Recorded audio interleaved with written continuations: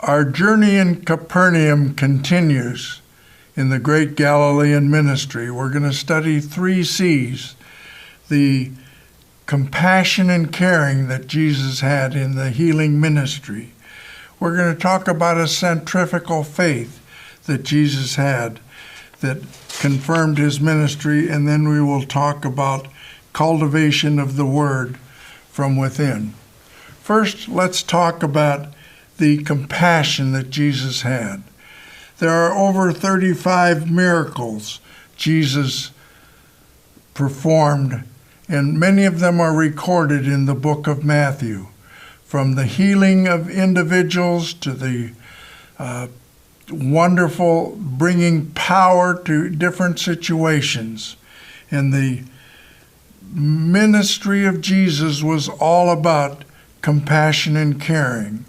And we can still recall today that the power of Jesus Christ is available to us to heal and to help those in need.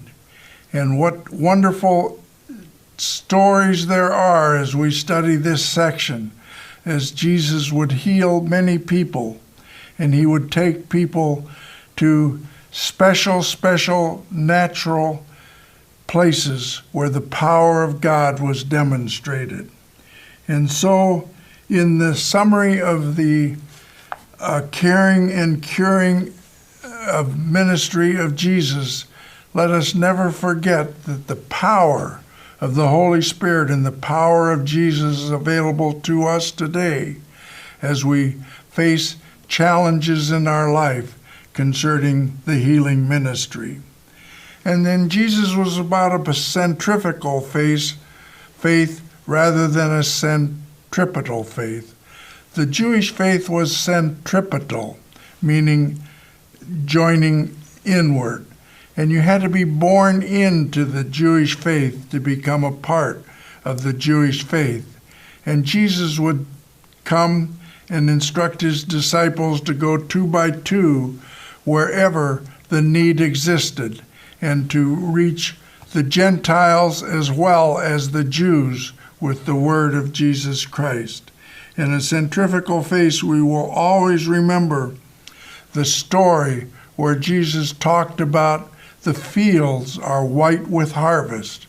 The fields are white with harvest today, but the workers are few.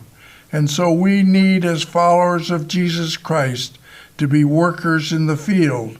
The field today is as ripe today as it was at the time of Jesus, and the need for workers is as great today as it was then.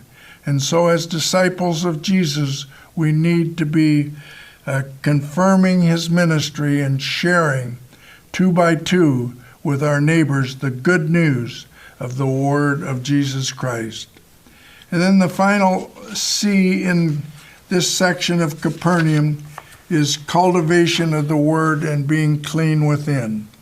We need to recall that Jesus calls us to be clean within. He was very concerned about the people, the priests and the Sadducees and the Pharisees, not being clean within and not being clean within their hearts, and how we need to search our heart to be sure that we are clean and that we are not getting into pornography and getting into things that would be not clean in our lives.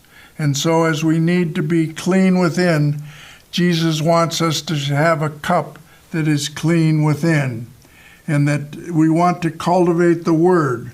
The agricultural stories in the book of Matthew, around Matthew 13, about how Jesus talks about a mustard seed and how a mustard seed can produce many plants.